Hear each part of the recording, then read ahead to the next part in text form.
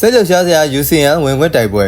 ပရီးမီးယားလိပွဲစဉ်များပြီးဆုံးမှုရှစ်ပွဲလုံးမှာလီဗာပူးဟာအာဆင်နယ်ကို12မှတ်ဖြတ်ပြီးထိပ်ဆုံးကနေပြက်ပြက်သားသားဦးဆောင်နေပါတယ်။ဒါကြောင့်မို့ချန်ပီယံဆုကအဖြစ်ပေါ်သလောက်ရှိနေပါပြီ။လီဗာပူးက၄ပွဲရှုံးမှုမဖြစ်နိုင်သလိုအာဆင်နယ်ကလည်းပွဲအားလုံးနိုင်မှုမလွယ်ကူပါဘူး။တစ်ဖက်မှာချန်ပီယံလိဝင်ခွင့်ပြိုင်ဆိုင်မှုကတော့အကျိတ်နဲ့ဖြစ်နေသေးပါပဲ။အဆင်လေးနေရာကချက်စီနဲ့အဆင့်30နေရာကဖုံးမောက်တို့ကြားရမယ့်ကွာခြားချက်10မှတ်သာရှိနေလို့ပါ UEFA coefficient အရလာမယ့်နှစ်ချန်ပီယံလိမှာပရီးမီးယားလိ9သင်းအထိဝင်ရောက်ရှင်ပြိုင်ဝင်ရရှိမှာပါချန်ပီယံလောင်းလီဗာပူးနဲ့ဒုတိယနေရာကအာဆင်နယ်တို့ကတော့ UCL ဝင်ရောက်ဆင်နွှဲဖို့တေချာနေပါပြီချက်စီကို9မှတ်ဖြတ်ထားတဲ့ Forest ကလည်းအခြေအနေကောင်းပါတယ်ဆိုတော့လက်ကျန်အဆင့်2နေရာနဲ့အဆင့်3နေရာအတွက်ရင်ခုန်နေရမယ့်သဘောပါလက်ကျန်ပွဲတွေကိုကြည့်လိုက်ရင် UCL ပြေးလန်းတဲ့ကအသင်းအချင်းချင်းထိပ်တိုင်တူဆုံမှုကိုတဝါကြီးချူခံစားရမှာပါဒီနေရာမှာနောက်ဆုံး၄ပွဲလီဗာပူး Newcastle United Forest တို့နဲ့ဇက်တိုက်ရင်ဆိုင်ရမယ်ချက်စီကပွဲချက်ဆုံးဖြစ်နေပါတယ်။ Newcastle Villa တို့ဂျေဂျန်နီတို့တွေ့ရမယ့်အသင်းတွေကလည်းမချောင်ပါဘူး။ကျွန်တော်ကတော့8-9-10အသင်းတွေကိုချန်ပီယံလိဝင်ခွင့်ချင်းချောင်းနိုင်သူတွေအဖြစ်မမြင်မိပါဘူး။ဆိုတော့လက်ကျန်3နေရာကို Forest နဲ့ Man City တို့သိမ်းပိုက်သွားမယ်လို့ယူဆထားပါတယ်။ကျန်တဲ့နေရာကိုတော့ Chelsea, Newcastle နဲ့ Villa တို့ရဲ့ကအမှားအနည်းဆုံးအသင်းကရယူသွားမယ်လို့သုံးသပ်မိပါတယ်